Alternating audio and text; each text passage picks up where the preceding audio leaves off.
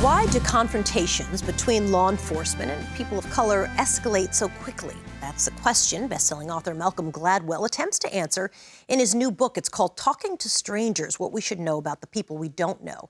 I recently sat down with Malcolm to find out why he says we're so bad at understanding each other.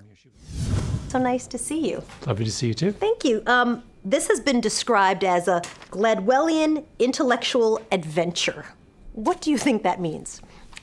It means, I don't know, that's a very extravagant term for a... very over the top. Well, I start with a single case, which is one of the most notorious cases of recent memory, the death of Sandra Bland. She was the young African-American woman pulled over by the side of the road for no good reason by a police officer in Texas, arrested. 3 days later, she was dead in her cell. And I spend the rest of the book trying to figure out what happened.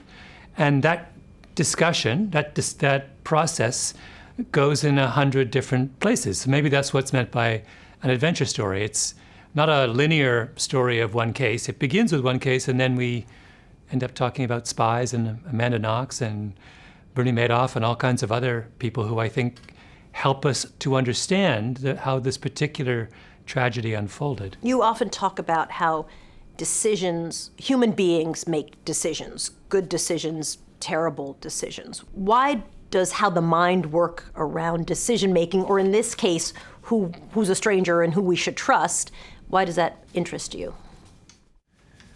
Well, I'm always I'm always unsatisfied with the kinds of explanations that we give for events, because I think we spend a little bit too much time explaining things like the Sandra Bland incident, but I could make a list of 100 controversies. We love to explain them in purely personal terms. Sandra Bland, for example, you could say the cop was a racist. He saw her when she lit the cigarette and refused to put it out. Every biased fiber of his body clicked in, and it would end in disaster for Sandra Bland. Yeah. Do you think that's too simplistic? I think that's way too simplistic. And by the way, there's a parallel discussion of that case, which is from the other perspective, which says Sandra Bland didn't respect authority, because when she's stopped by this cop for no reason, they start an argument, and she lights a cigarette and she won't put it out when he says put it out.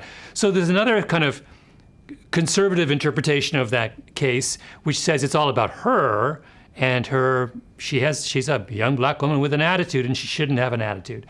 Both those explanations I find to be completely inadequate to understand this incident. So I think the crucial thing for me in this book and in many of my books is let's get beyond this surface interpretation. We live in a world that is constructed on ideas and assumptions, and institutions are built that are based on certain patterns and practices, and that's what we need to be looking at. Is the goal in the book to get people to rethink how they think of strangers, or is the goal to get people to rethink their own process as it refers to strangers?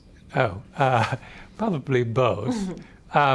What I would like us to do, the project of the book in starting with this case and then moving on to all these other cases, spy stories and Amanda Knox and Bernie Madoff and Jeff and Sandusky, is first of all to point out to us how inaccurate and routinely inaccurate our judgments of strangers are. We're really bad at making sense of strangers. We think we're good, we're not. All the time we're bad. All the time we're bad. So that is the project number one of the book is, let's get down off our high horse. Let's stop being so confident in the judgments we make of strangers. Let's understand we're bad at this. And once you understand we're bad at this, it means that you have to change the way you behave with strangers. The book is called Talk to Strangers. Malcolm Gladwell, so nice to have you. Thank you. Thank you so much.